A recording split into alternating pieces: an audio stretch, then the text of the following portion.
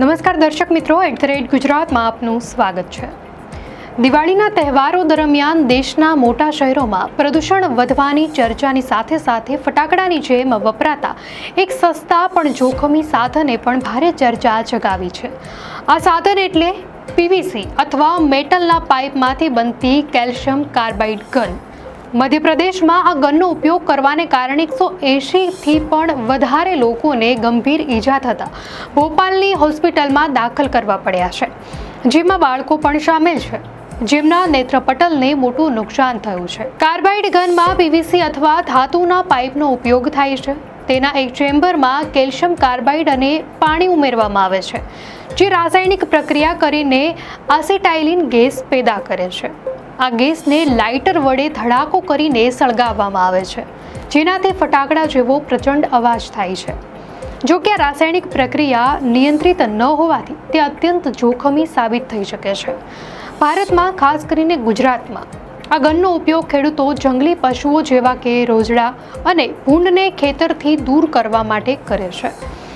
એક ખેડૂતના જણાવ્યા અનુસાર આ ગન માત્ર 100થી 200 રૂપિયામાં જ મળી જાય છે અને તેનો અવાજ પશુઓને ભગાડવામાં અસરકારક રહે છે। શહેરી વિસ્તારોમાં પણ કપિરાજને ભગાડવા માટે તેનો ઉપયોગ થાય છે અને તે ઈ-કોમર્સ વેબસાઇટ્સ પર પણ વેચાય છે। જો કે તેનાથી થતા નુકસાનને ધ્યાનમાં રાખીને ગુજરાતના ભાવનગરના અધિક જિલ્લા મેજિસ્ટ્રેટે 17 ઓક્ટોબરના રોજ એક જાહેરનામું બહાર પાડીને પીવીસીની કાર્બાઇડ ગનના ખરીદ, વેચાણ, સંગ્રહ અને તેના ઉપયોગ પર પ્રતિબંધ મૂક્યો હતો। આ પ્રતિબંધ 5 નવેમ્બર 2025 એટલે કે દેવ દિવાળી સુધી અમલમાં રહેશે।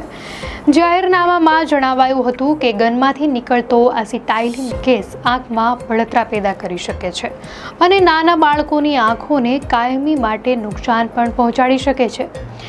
ભાવનગર પોલીસે પ્રતિબંધ હોવા છતાં કાર્બાઇડ ગનનો જથ્થો રાખનાર એક વ્યક્તિની ધરપકડ પણ કરી હતી।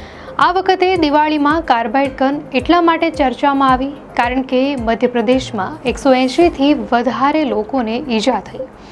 આ ઈજાઓ ખાસ કરીને આંખને લગતી હતી, જેમાં 8થી 14 વર્ષની વયના બાળકો પણ સામેલ હતા।